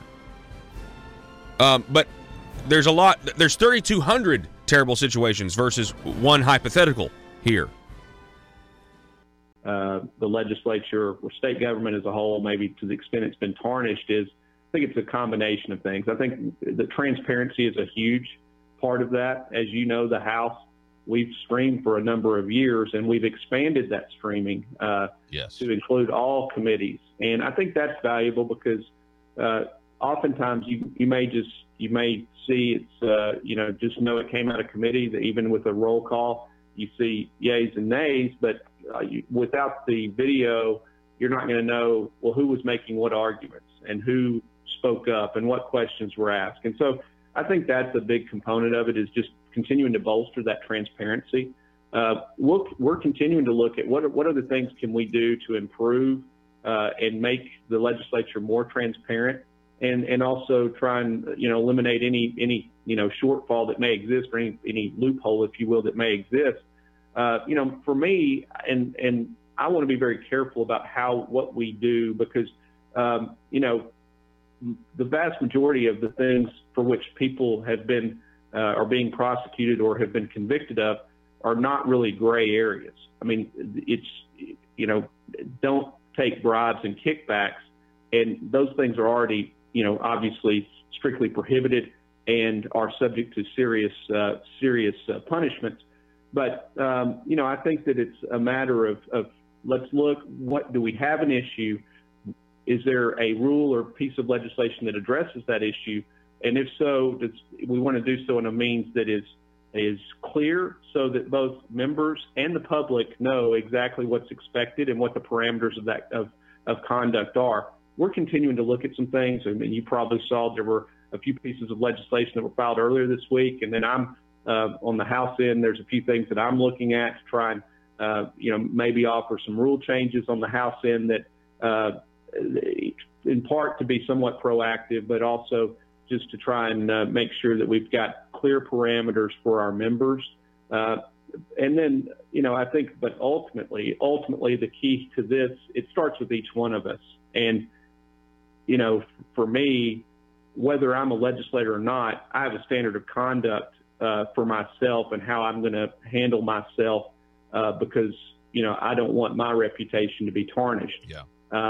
So for me, whether I'm a legislator or just back home practicing law, whatever the case may be, I'm holding myself to a high standard. I think each one of us has to hold ourselves to a similarly high standard. We have to be cognizant of the fact that this has been an issue. We need to try and avoid allowing ourselves to intentionally or unintentionally being put in situations.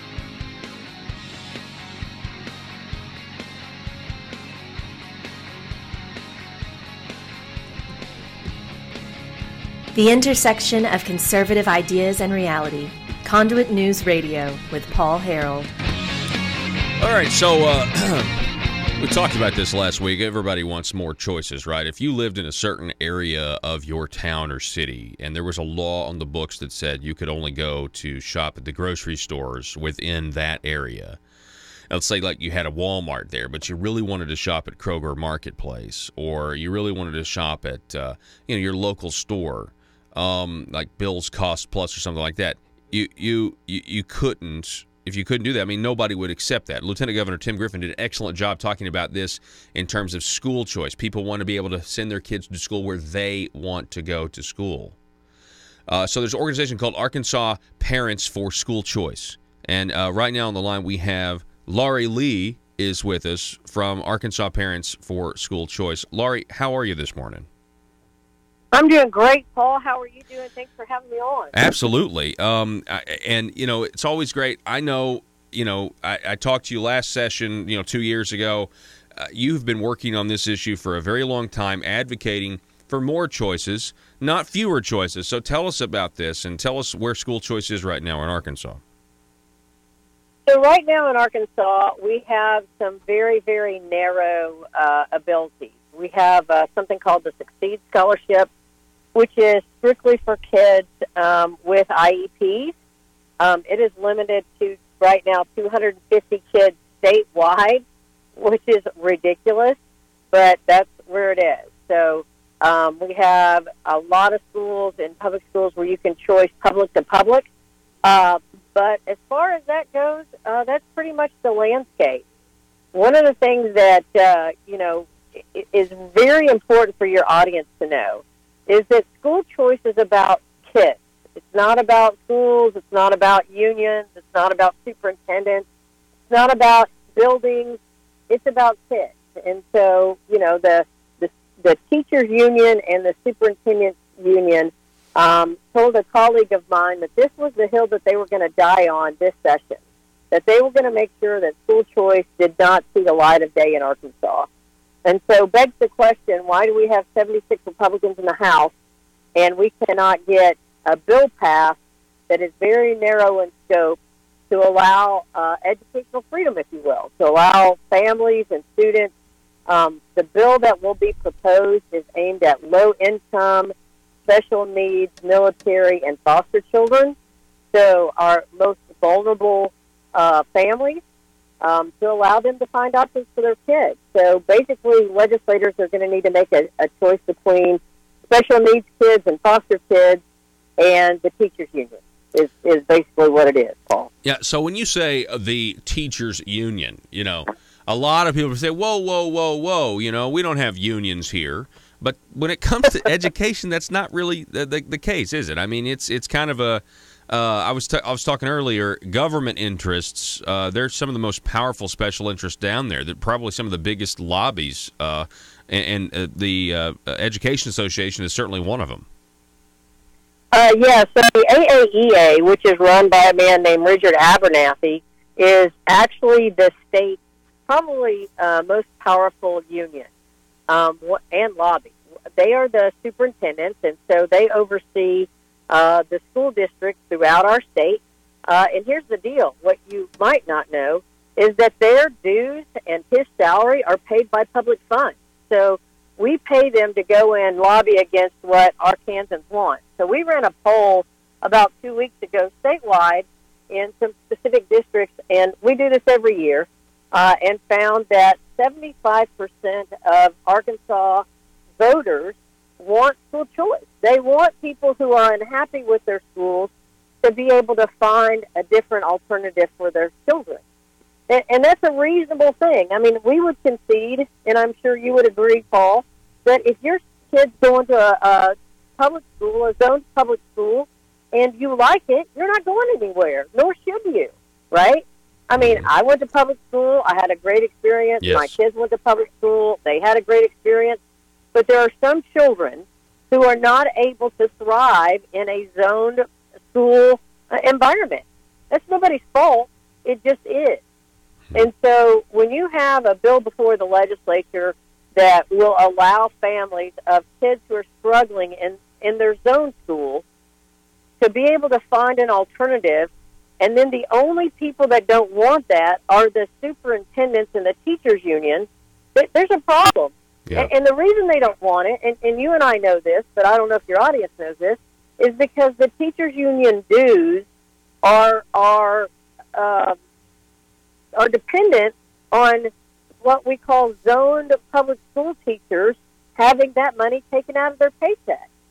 So if families have a choice, then teachers have a choice, and then teachers would be able to teach at different schools rather than a zoned public school and fulfill their desires of what they wanted to do as teachers. So literally 82% of teachers nationwide want school choice. 75% of Arkansans want school choice. The lieutenant governor's pro-school choice. The attorney general's pro-school choice. The governor's pro-school choice. The Republican Party is pro-school choice. Matter of fact, it's in the platform of the Republican Party, not just of the nation, not just the national Republican Party, but it's actually a platform issue of the Arkansas Republican Party. You know, and that's what's pretty interesting to me. So let's talk a little bit about, you said, 76 Republicans in the House. This should be a no-brainer. It's in the platform. It's maybe one of the less talked about issues of the platform, but it's still in there, and for good reason, because it's about more freedom, and it's a pro-freedom issue and giving people the choice. So based on that, Laurie, these superintendents, it seems, have a lot of influence over some of these Republican politicians, and some of them appear to be more beholden to, let's say, maybe a superintendent, and I'm generalizing here, more so than they are to the will of their constituents, the majority. Like you said, 75% of Arkansans support this. So what needs to happen? Do people need to call their legislators and tell them, hey, I just want you to know we really do support school choice, and we support some, very, like you said, limited in scope educational reforms? Absolutely. I would say, especially over in your area, where the more rural areas, the superintendents really have their end in with these Republican legislators. And if you are a representative of a district where the largest employer is the public school district, and that superintendent says, hey, if you vote for this, we're gonna, you're gonna rue the day, that would cause anybody to be a little skeptical. But here's the fact of the matter. A bill was run last session, very similar to what I believe is going to run this session. We had 43 Republicans vote for that bill. Of that, all 35 that chose to return to the legislature are back. There are people who, like Carolyn Brown, who had a teachers union Teacher of the Year young man run against her, if you will, the darling of the superintendents and the teachers, and she won by double digits. You look at Johnny Rye. They scared Representative Johnny Rye to death, and thankfully he stood tall. He won by 57%. Laurie Rushing had an opponent who was part of the union, who was a union member, and she won by more than 60%. So all of the people, Richard Womack, Justin Boyd, Justin Gonzalez, go down the line, Grant Hodges, really solid Republicans who said, you know what, this is the right thing to do. This is what the Republican Party elected us to do, the people of Arkansas, and they did it. And they had races and they prevailed. And so, while I understand why a rural legislator would be a little tentative, what I don't understand is we ran a poll in those districts. Well, we didn't.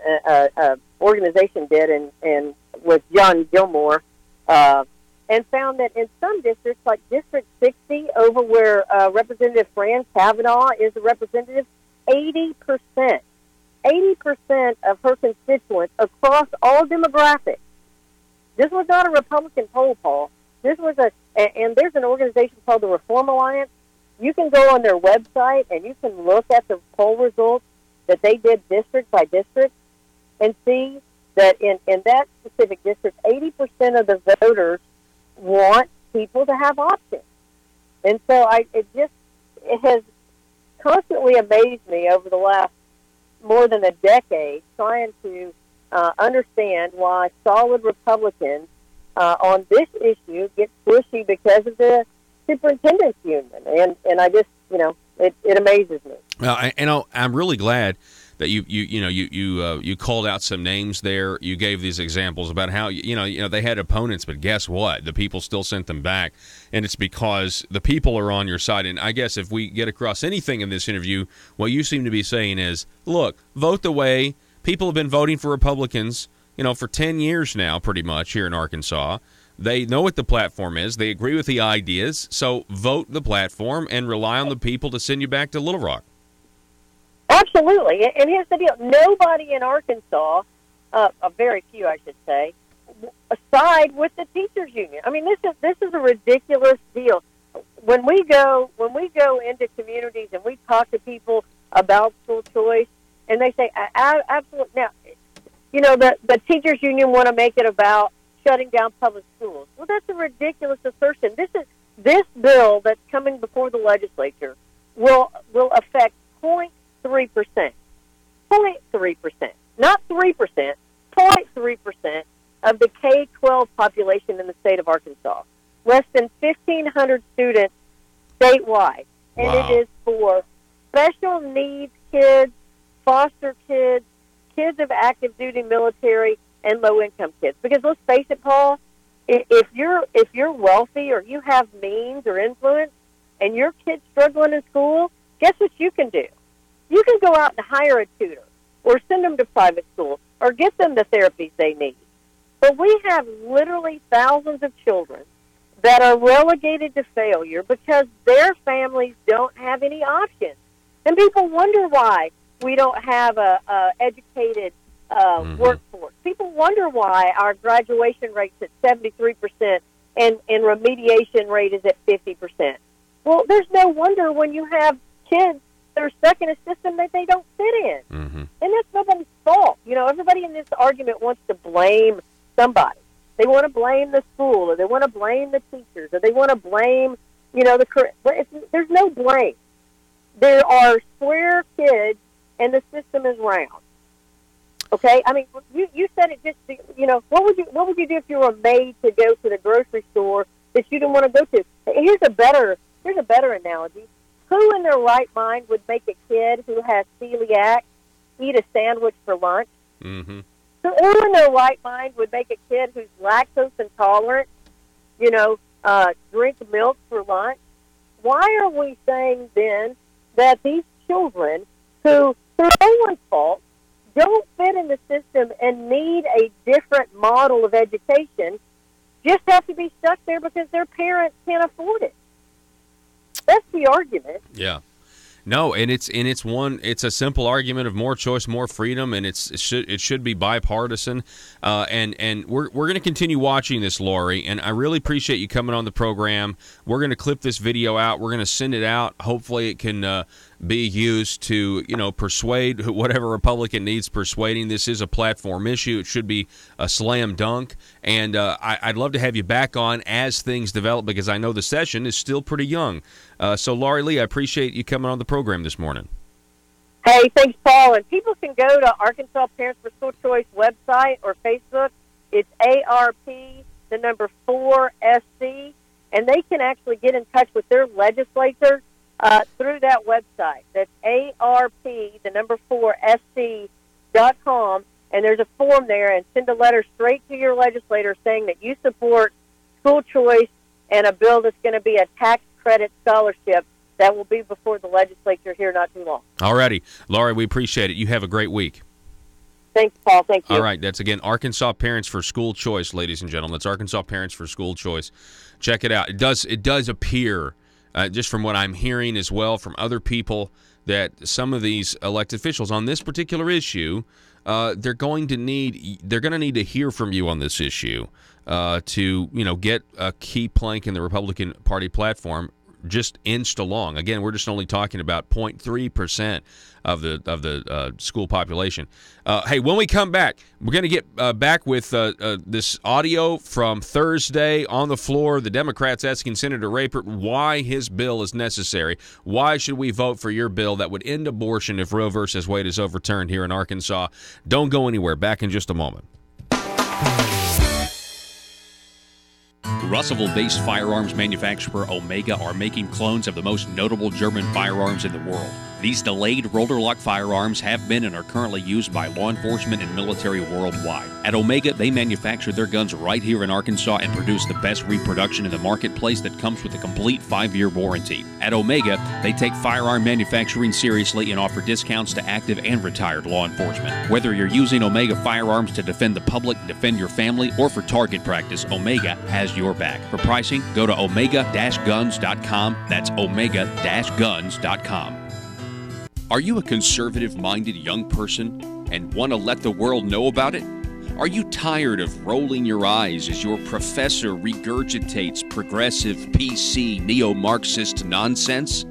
Then you should interview on Conduit News Radio's Young Conservative segment and tell us about why you believe the way you do. Tell us how you came to be a conservative and what are your views on government. Now, if you're worried that your neo-Marxist professor may also be a right-wing talk radio listening masochist, then names can be changed to protect the innocent. It's the Conduit News Radio Conservative Future segment. To be interviewed, call 870-275-9799. That's 870-275-9799. That could call us, call our conduct into question. But the final thing is, it really goes back, voters. It really goes back to the voters that we need to support and elect individuals of high moral conduct and character, and that's where it starts. And that's really been my message as I've talked to different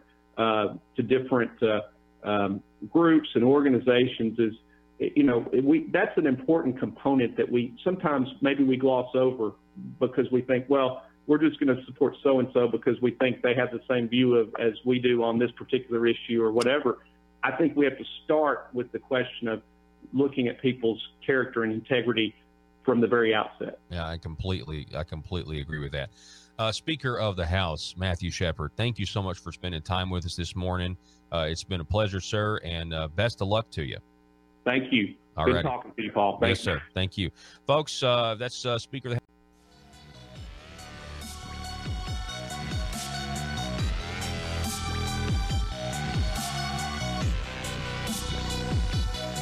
Need your daily news fix?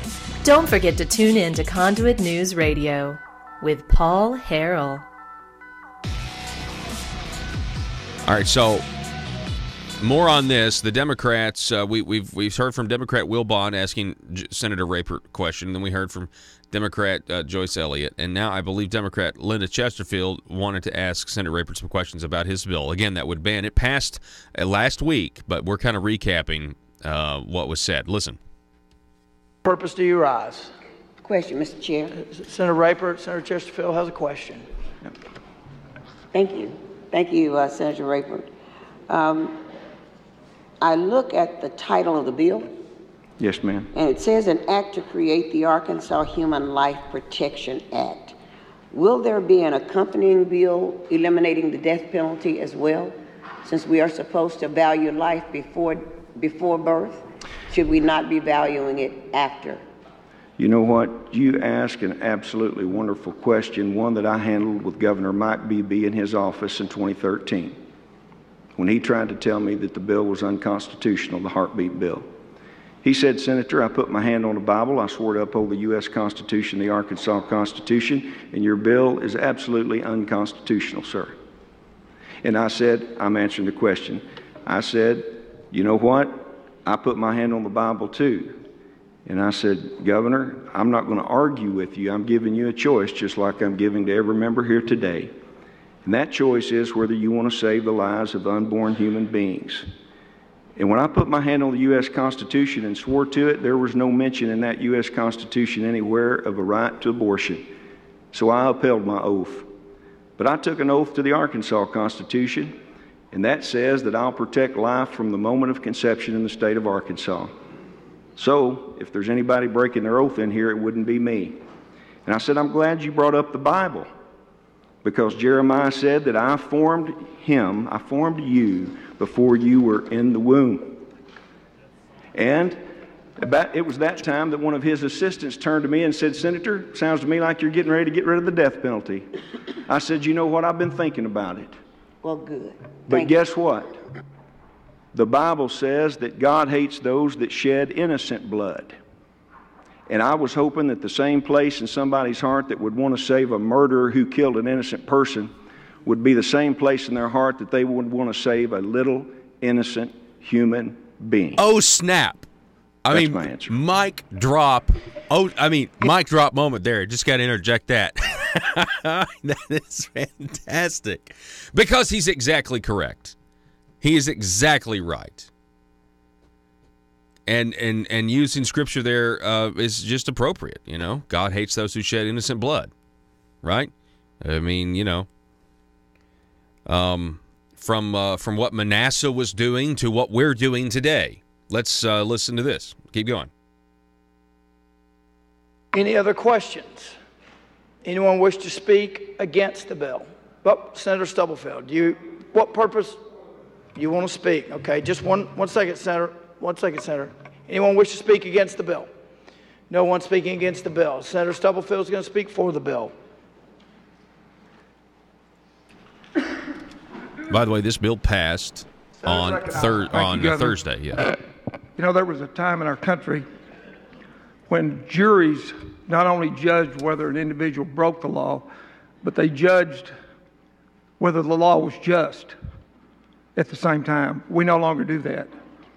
If Daniel in the Bible had been brought to an early American court system, justice system, he would have been found innocent, because the law that Nebuchadnezzar passed was an unjust law.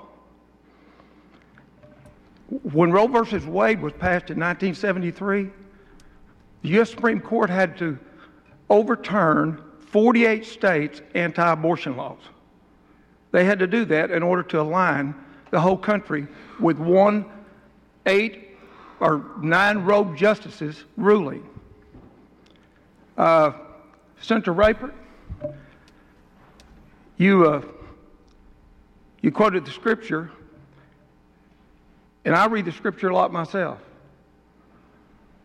And the Bible says, and I looked at all of our religious affiliations one night when I was on the computer, and everyone in here is affiliated with some church. And I'm sure that church uses the Bible. And in that Bible it says every one of us are going to stand at the judgment seat someday. Every one of us, individually. But it says nothing about God resurrecting a nation to stand at the judgment seat.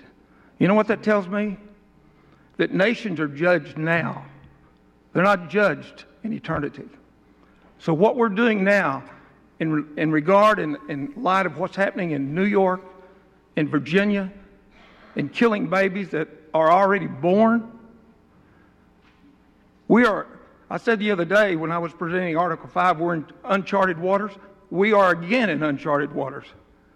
But these are evil waters. And we better wake up as a nation, or we will no longer have a nation.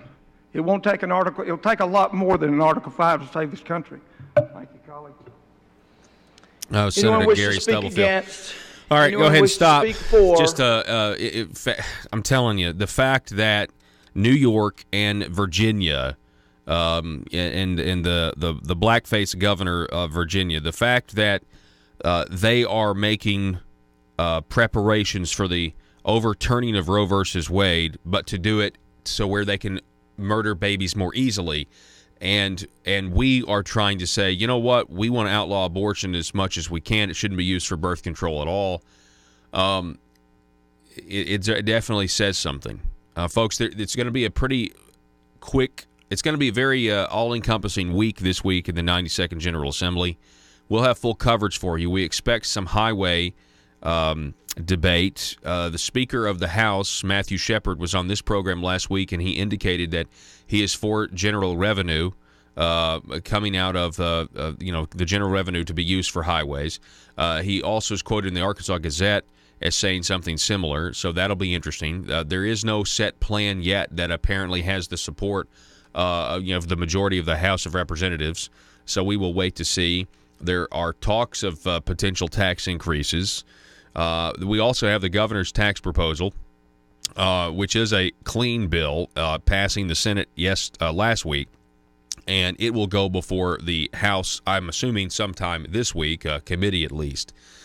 And so we're going to be watching all of that as best we can, as well as other things. I mentioned earlier State Representative John Eubanks. We had him on the program last week, and he has a bill that would prohibit public school districts from using public funds to pay for a teacher's classified employee's membership in an educational professional organization.